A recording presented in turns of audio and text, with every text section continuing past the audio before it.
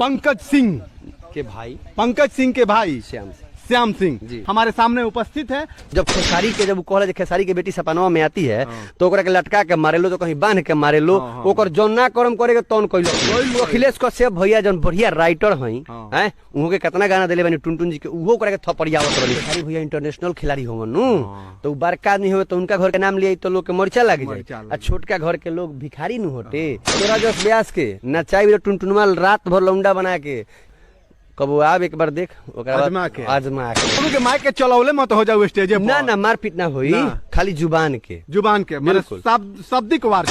टुनटुन यादव अगर डिम्पल के काजल के नाम जब ले बारे तो हम तो ये सब लोग से अनुरोध करे रुकूंगा गांव पर जाके 4 डंटा मार कैसे कि पंकज सिंह के भैया सब जना मिल के मरले रहे बेचारा गरीब रहे तबे नु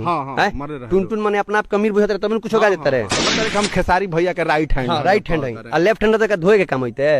हैं तबे नु लेफ्ट हैंड तक धोए काम होते राइट हैंड में तो झट कले के भी। नमस्कार, मेरा नाम विजय आनंद है और आप जनता एक्सप्रेस देख रहे हैं। इस वक्त हमारे भोजपुरी के चर्चित और मशहूर कलाकार पंकज सिंह के भाई श्याम सिंह हमारे सामने उपस्थित है। सबसे पहले तो सर हमारे चैनल में आपका बहुत बहुत स्वागत है। बहुत बहुत धन्यवाद भैया कि आप हमारा इंटरव्यू लेने के लिए यहाँ पहुँचे। जी आपको भी तहे दिल से शुक्रगुजार हूँ कि आप हमारे चैनल पर आए।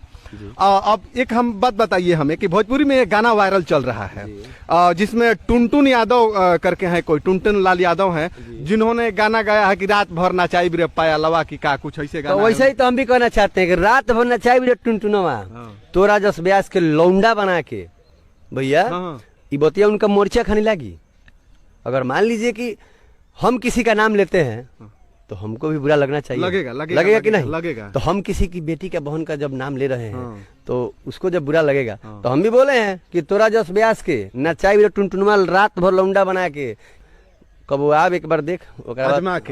के तीन ठोक के तैयार है क्या आजमाने के लिए? 3 तारीख के बरले बा मुलाकात टुनटुन भाई से। टुनटुन संगे बा तो ऐसा मत हो कि माइक के चलौले मत हो जाओ स्टेज पर। ना मारपीट ना होई खाली जुबान के माने शब्दिक वार चले ना हम उनका माई के गरिया ना बहन के कैसे उनका माई के गरियन तो हम अपना माई के गरिया उनका बहन के गरियन तो अपना बहन के गरिया जौन हुई तो उनका हमारा बातचीत हुई बिल्कुल। अच्छा गाना जौन गौल है कि रात भर नचाई रे पहलावा तोरा के मने जौन डिम्पालावा पहलावा जौन होके तो ई बताई के ले पहलहू में खाली खूब ट्रेंड में चल रहा है कि फलनिया के हई चिलनिया के हऊ तो खेसारी के एगो बेटी पर पंकज सिंह गा दिया है कि खेसरिया के बेटी सपनवा में आती है तो उनका के अपहरण किडनैपिंग बड़ी जबरदस्त माने ये ट्रेंडिंग में मुद्दा आई रहे। अब फिर जौन बात टुनटुन लाल 1-2 महीना सुस्ताई रहे हैं तो फिर जौन बात लगल उबले। टुनटुन यादव अगर डिम्पल के काजल के नाम जब ले ले बारे तो हम तो ये सब लोग से अनुरोध करे रुकूंगा गांव पर जाके 4 डंटा मारल जाओ। बेचारा लोग धो के लटका दी उनका के तब हम गांव पर बजाई कैसे कि पंकज सिंह के भैया सब जना मिल के मरले रहे बेचारा गरीब रहे तबे नु टुनटुन माने अपना आप कमीर बुझाते रहे तबे कुछ होगा देता रहे भैया देखे कहता रहे हम खेसारी भैया के राइट हैंड है और लेफ्ट हैंड तक धोए के काम होते हैं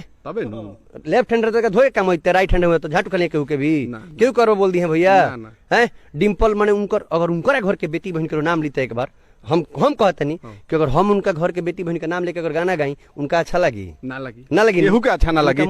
खेसारी के ना अच्छा लग रहा है। फिर जब खेसारी के जब कहले खेसारी के बेटी सपनवा में आती है तो ओकरा के लटका के मारे लो तो कहीं बांध के मारे लो ओकर जौन ना कर्म करेगा तौन कइलो नु भैया निमन बाहुबली एकर पंचायत कइलो पंकज सिंह के छोड़ अखिलेश कश्यप भैया जौन बढ़िया राइटर हई हैं उहो के कितना गाना देले बानी टुनटुन जी के उहो ओकरा के थपड़ियावत रहनी। आज जब हमनी के बात के विवाद करतनी कि टुनटुन भाई काहे कोनो लड़की के नाम लेके गोले बारे तो ये सब खातिर हमनी के पूरा जनता हमनी के सपोर्ट करो हनु भैया। सही बात बा कैसे कि आगे चल के हमनियो को अश्लील गायम तो फिर हमनी पर नहीं बोली ना हैं केहू के मुंह ना रह जाई काहे रही अखिलेश कश्यप के मुंह रही कि जाके पंकज सिंह के थप्पड़ लाइव में मरले रहन वीडियोवा में। बिल्कुल भैया ये गलत बात बाटे। काहे नहीं अखिलेश कश्यप जाके टुनटुन ने पूछत कि काहे पहलावा के पूछस मत जाके पंकज 4 लात मारस टुनटुन यादव के जो तू काहे कोनो लड़की के नाम रे गोलो हो तुमका के ता कवारी भेंट करत रे स्टूडियो में तारे पकड़ो भाई हो हमर भाई हो राजा हो हैं तुमका के तब गले लगावत रे आ गरीब एगो लड़का रहे छोट मोट ब्यास रहे गा दलस खेसारी की बेटी सपनवा में आती है तो उनका के रेल दिहल है। जानते नहीं का है कैसे खेसारी भैया इंटरनेशनल खिलाड़ी होवन नु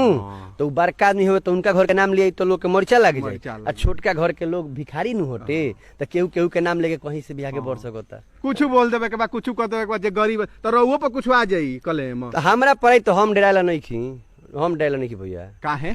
डर का ना बात के बा हम असलियत पर लड़तनी तो वो घर वाले उठा ले जी लो आके चली बहुत बहुत धन्यवाद बाटे राउर कि हमरा चैनल पर वो आईनी बाकी देखब कहीं रहुओ पर वार मत हो जाए ऐसे कि बोल देले बनी रहुआ उल्टा पलटा भाई वो से कोनो दिक्कत नहीं हम वीडियो कट ना करो पूरा वीडियो हम चढ़ा हाँ हाँ अरे सब ठीक बा जय माता दी जय माता दी जय माता चलिए भैया छापरा सिवान गोपालगंज आरा बक्सर बोलिए बिहार के कोनो घर ना हो भैया ननु जन एगो सिंगर होले हाँ। उनको कोनो घर ना वहीं रात बिरात जहाँ धर बा वही जा घर बा बेचारा के हनु जी ते ऐसे कोनो डर नहीं चलिए खूब बढ़िया गाना गा दी अंत में अरे वाह अरे सुंदर सुभूमि भैया भारत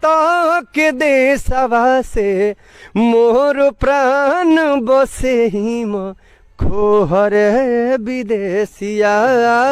मोर प्राण बसे हिम खोहर विदेशिया ये अपना विदेशिया के गाना हो जौन की भिखारी ठाकुर जी बाबा जी हमनी के कहे सो चाचा जी तो नहीं है वहाँ का गावत रहनी अब बहुत ही अच्छा गाना रहे कि जाहू जाहू भैया हो बटोही हिंद देखिया हो कि जहवा कुहू की कोयली बोले रे बटोहिया कि जहवा कुहू की कोयली बोले रे बटोहिया